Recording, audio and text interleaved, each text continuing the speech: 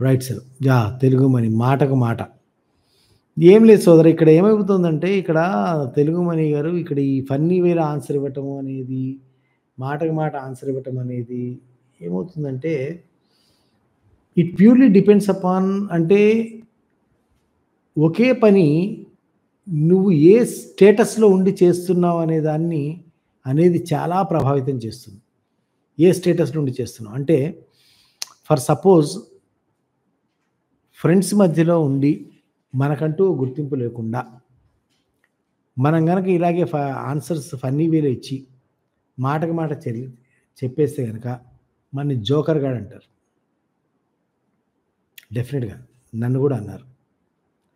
అదే మాట నువ్వు ఒక విషయంలో ఒక ఆర్గ్యుమెంట్‌కొచ్చి, ఒక వాదనకి ఒక పెద్ద పోట్లాట అయ్యే స్థితిలో ఇలా ఫన్నీగా మాటకు మాట ఆన్సర్ ఇచ్చి, నువ్వు అక్కడి నుంచి పక్కకు తప్పుకుని అంటే సమస్యని తేలికపరిచి, అందరూ పక్కన నవ్వేసి సమస్యను తేలికపరిస్తే మాట చతురుడు అంటారు.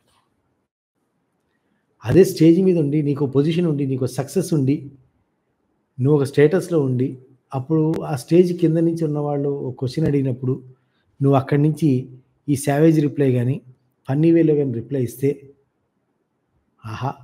హాస్య చిత్రుడు. ఎంత హ్యాపీగా, ఎంత సింపుల్‌గా ఉన్నాడు. ఎంత డౌన్ టు ఎర్త్‌గా ఉన్నాడు. ఆడియన్స్‌తో కలిసిపోయాడు అంటారు. అంటే ఒకే పని నువ్వు ఏ స్టేటస్ నుంచి చేస్తున్నావు అనే దాన్ని బట్టి ఆధారపడి ఉంటుంది. నీకు లేక నువ్వు హవాయి చెప్పులేసుకొని రోడ్డు మీద ఎళ్తుంటే, హవాయి చెప్పులేసుకుంటున్నాడు, ఈడికి చెప్పులకి గూడా గతి లేదంటారు. అదే హవాయి చెప్పులేసుకొని నువ్వు ఎయిర్‌పోర్ట్‌లోకెళ్తే సింపుల్ గాయ్. ఎంత బాగా హవాయి స్లీపర్స్ ఏసుకొని ఫ్లైట్‌లో కూడా ఎక్కేస్తున్నాడు. చాలా సింప్లిసిటీ ఎంతున్నా గాని ఎక్కడ చూపించుకోవట్లేదు. చాలా సింపుల్‌గా ఉన్నాడు అంటారు. అదే హవాయి స్లీపర్స్ ఏసుకొని ఇంటర్నేషనల్ జర్నీ చేసి ఇంటర్నేషనల్ ఎయిర్‌పోర్ట్‌లోకెళ్తే వావ్! అంటే ఎంత క్యాజువల్‌గా ఉన్నాడు మనిషి.